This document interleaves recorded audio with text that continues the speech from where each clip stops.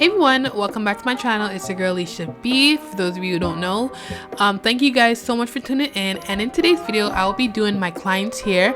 She had booked me in for straight backs, feed-in braids, and you guys, this is probably one of my favorite hairstyles to do. I love it. It's easy, it's timeless, and looks really good when it's done. So I'm gonna take you guys along with me and show you guys how I achieved this hairstyle. And if you're new, thank you so much for tuning in, and don't forget to hit that subscribe button down below and the post notification bell. That way you get notified every single time I post another hit video. So how I achieve this hairstyle is, one of my tricks that I do is, if my client wants a fuller ponytail, I like to do at least 2 rows of knotless braids at the back just to make that ponytail look a lot fuller, and it looks really nice actually. The back of her hair, however, was short, so I was not able to do the single braids as big as I wanted it to do, but it's okay, it still worked out really well. So what I'm doing is I'm using the jam. This, I love it so good because it keeps the hair molded and it's not as greasy as the other braid holders, so the braids, or the hair rather, won't slip through my fingers. Because the back of her hair is really short, I want to make sure I get that grasp on her hair as well. Usually I don't braid hair if it's less than 3 to 4 inches, but because the majority of her hair is long and just the back is short, I was able to catch it thankfully, and the hairstyle turned out really well. So the key to this hairstyle is you want to make sure that the parts are really clean and they're crisp, because again, it is straight back, so there's no hiding. Everything's just going to be exposed, so you want to make sure that everything that you do from this point on is as clean as possible and the lines are straight. I'm going to give you guys some tips and tricks on how to make sure that your braids are straight, so make sure you guys keep on watching until the end. So one thing that I like to do when I'm doing feed-in braids is to make sure that the hair is prepped and it's close by, so that way you guys could just grab it instead of stopping and parting, because that won't work for this hairstyle. So I made sure that the hair is prepped on the counter. It could have been closer, but again, I did not have a hair stand because I was not at my house, but that's fine. It still worked and the hairstyle still went by pretty fast. I think I finished this hairstyle in about 3.5 hours, which is pretty good timing. So as you guys can see, I'm making sure that I'm catching her hair at the back. Surprisingly, I caught it and it worked out really well. It wasn't tight, even though it looks tight. Knotless braids, again, like I guys told you in my previous videos, it has less tension, so you don't have to worry about it pulling on your hair and giving you headaches, because you do not get that effect with knotless braids like you will get with traditional braids. And if you guys are wanting to know how to do knotless braids, I do have, I think, 2 or 3 videos on that on my channel. I'll link it up in the corner for you guys and also in my description box below. Just check it out and you guys can see how I achieved this hairstyle. It's pretty simple and easy. All you just have to do is make sure that your fingering is right and you'll get the pattern down packed. So that's what I'm doing right now. For the next 2 rows, I'm just doing her single braids, and then we're going to get into the meat of this hairstyle.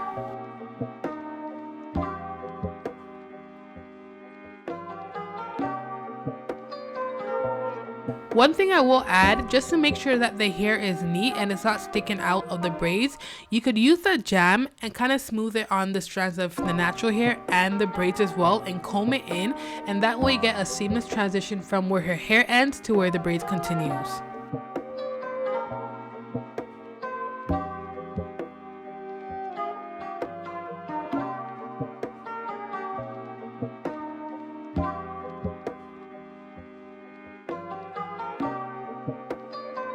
So just to give you guys a quick snippet of how I do knotless braids, I just want to make sure that my fingers are as close to her head as possible, just to make sure that the hair is as tight and secured to her hair, and it looks really neater when you do keep your hands close to her scalp, and you just keep on repeating that pattern. Again, if you guys have not seen that video, I will post it down in the box below.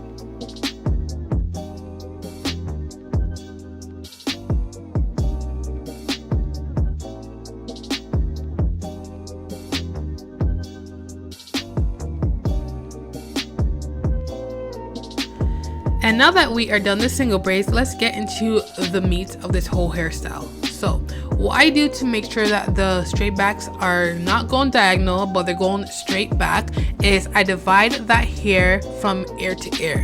When I divide it from ear to ear, it kind of gives me like a roadmap of how to part it, and that way I'm not parting it from her forehead to the nape of her neck all at once, because sometimes you tend to go diagonally and you think it's straight, but when you're done your whole head, it is fully crooked. So like I said before, what I like to do is I like to part the hair from ear to ear, and that kind of gives me sections, because you guys know I am the section queen. I love working in sections, so that gives me sections to part, and that way I make sure that the parts are straight and they're not uneven.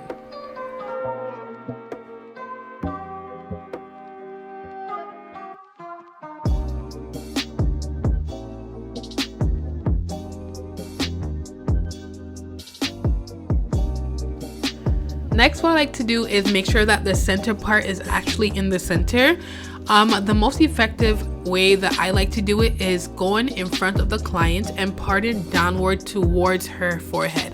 I find when you go up and back, your line is way more crooked than when you go down and towards the forehead. So I like standing in front of the client and parting the hair from the back of her head towards the forehead.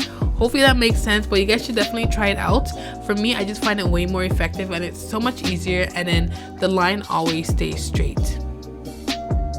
So once I achieve that center line, I put jam on it and I make sure that the line is crisp and clean and there's nothing in the way of making sure that this hairstyle looks good. And after that, what I like to do is I start the hairstyle from the middle of the head. So I use that center line as a guideline to make sure that all my braids are straight. So I start from the center of her hair and I move towards her ear. That way I make sure that everything is going towards that straight center line and nothing is going crooked.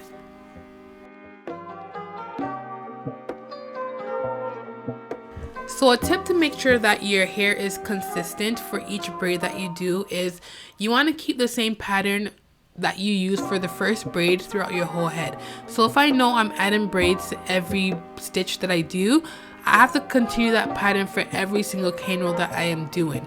That is how you make sure that you have a consistency throughout your whole hairstyle. Now, sometimes I don't do this depending on the thickness of the client's hair. Sometimes clients have thicker hair in the middle and thinner hair at the sides. That's completely normal. So you just have to make sure that you gauge it to make sure that your hair stays consistent throughout the whole time that you're doing it. Something else that you have to take into consideration is some clients don't like when their braids touch and some do like it when they touch, meaning when the further you go back, they don't like when the ends of the hair touch. They like the space in between each part. So you have to take into consideration that as well, because that will gauge how much hair that you have to pick up and put into the braid. Some clients' hair are really thin, so they do like it when they touch, so that way you have to use more extensions. Some clients, like her hair is really thick at the roots, so you don't have to use as much hair, and she wanted it to touch, so it was pretty simple. I didn't have to add as much hair as I thought I would have to add. Again, if you guys are interested to see how I do the feed and cane roll braids, I do have a video up on my channel on that. You guys could just take a look, but it's basically the same method I do on my own head, I do on my client's head as well.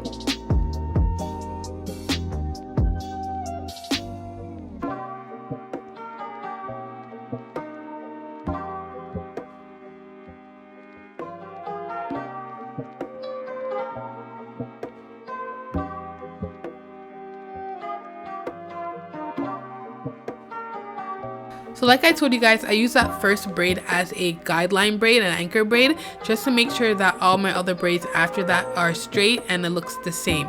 So I'm moving from the middle of her head to her ear, and I'm just gonna fast forward because it's really repetitive, and I'll show you guys how it looks when it is done.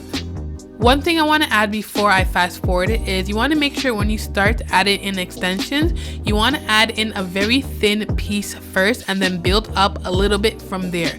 When you start off with a thin piece, it is seamless and it looks so good, you guys. You can't even see where it starts, and that is the trick to making sure that you have a good feed-in braid. Start really tiny and then build up just a little bit depending on what the client wants, and then you'll get a seamless transition every single time.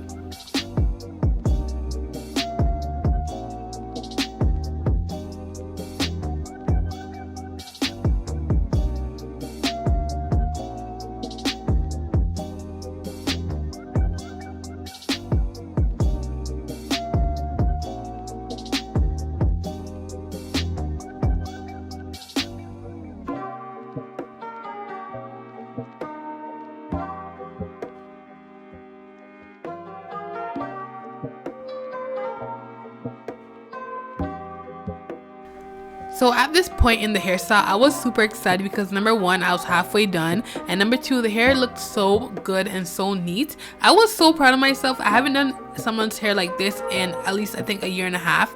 So just coming right out the bat, this was like muscle memory, and it was looking so good, y'all. I was so proud of myself. Ugh, it looks so good.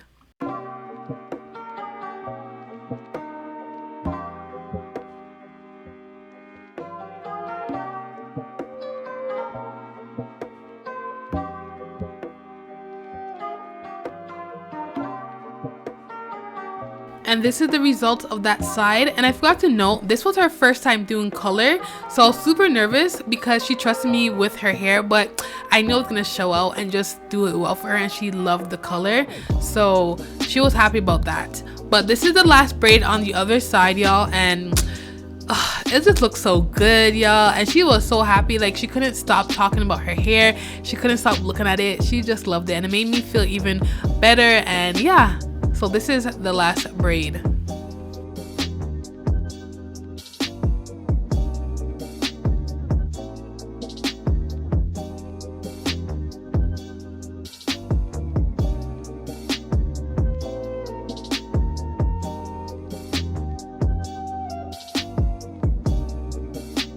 So like I told you guys earlier, you want to make sure that the hair does not stick out from the extension. So what I'm doing is I'm adding the jam to her hair and then to the extension just to blend it in more and make sure that her hair is molded, so that way there's no flyaways, and that is what you want to do to get the most cleanest hairstyle. So after you're done braiding her hair, you want to make sure that you get all the details. So me, I love to cut out all the flyaways. Some people don't cut it out, they just set it with the hot water, but for me, I just like it gone. I think it's a little bit more professional and it looks a lot neater. So what I do is I take each braid and I just cut out all the flyaways that I see. So using that extra or taking that extra 2 to 3 minutes to do that will set your hairstyle up to a whole different level.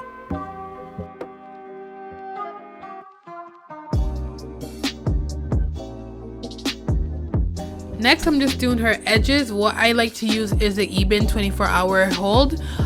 It works best for me, so I figured it would work best for her, and it did. Her hair is relaxed a little bit, so I didn't have to use as much manipulation as I would on like a natural 4C hair.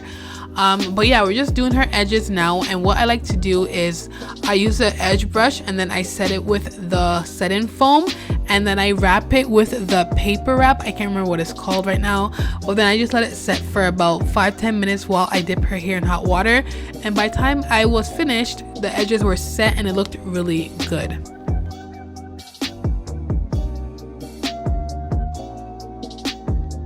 So like I told you guys, the details matter. So after I dipped her hair in hot water, I love to cut out all the straggly ends.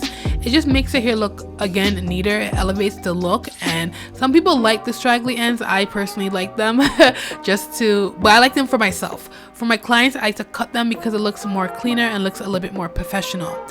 Now I'm going to put the foam on her head. This tip I'm going to tell you guys right now, tips of all tips. When you add the foam onto her hair, spread the foam around, let it set, and then take the towel and dip it in the boiling water that you just dipped her hair in, and then put that towel on her head, or like spread it on her head, and then you guys, it will set the foam in her hair so well. I use this method now all the time and it never fails.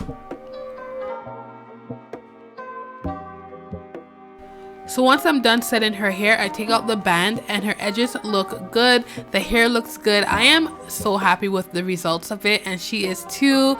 It looks good, y'all. What do you guys think? Let me know down in the comments below what you guys think of this hairstyle. What will you guys do different? And yeah, let me know any tips and tricks that you guys have for me. I can incorporate it into my style. Thank you guys for supporting me. Make sure you guys hit that subscribe button down below and the post notification bell, because we are rebranding on this channel. So make sure you guys stay tuned. Thank you guys again so much for supporting, and like my girl says, we'll see you later. Peace.